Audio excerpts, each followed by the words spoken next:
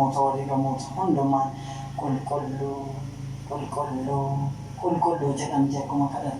kadhatamu dhufu nutis lafa kanarratti qulqulluu jennee si kadhannaa. Yaa Waaqayyo Gooftaa jiraataa bara baraa akkasumas akkuma tiyya dubbatti balbala rukutaa isiniif banamaa kennaa isiniif kennamaa kadhataa isiniif kadhatamaa akkuma jette nutis ijoolleen kee si kadhannaa. Amiin si kadhannaa hundi keessanuu. Yaa Waaqayyo Gooftaa akkasumas hundumaa nu hambeektu rakkoo biyya keenyaa addunyaa keenyaaf nageenya Itoophiyaadhaaf nageenya amantaa keenyaaf tokkummaa jaalala akka kennituuf si kadhannaa.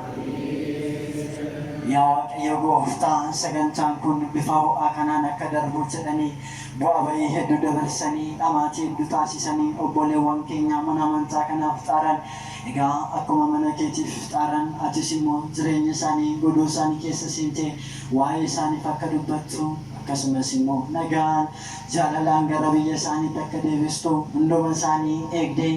akkasumas naannawa isaanii akkumatu dubbatte ergamoota kee erguudhaan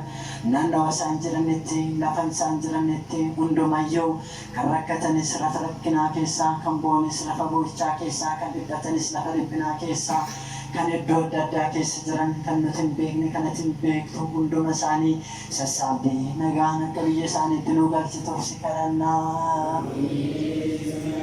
Yaa Waaqayyo Gooftaa jiraataa bara baraa obboleewwan keenyas abboota keenyas akkasumas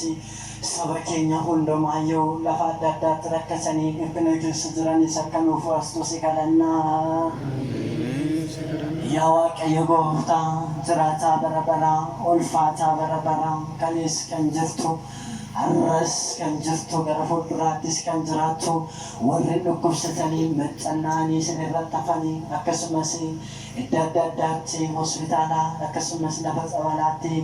walitti qabamanii dhukkubsatanii dhibee isaaniitiin kan rakkachaa jiran yaa Waaqayyo Gooftaa ijaan araarummaa keetiitiin ilaalte lafa kufiinsa isaanii lafa ciisinsa isaanii lafa rakkina isaanii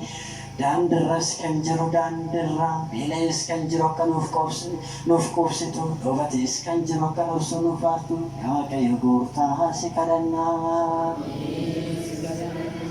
Yaa Waaqayyo Gooftaa biyya keenyaaf illee nageenya tokkummaa jaalala akka nuuf kennitu si kadhannaa. Yaa Waaqayyo Gooftaa hunduma caalaa hirmaattuu maaddii kanaa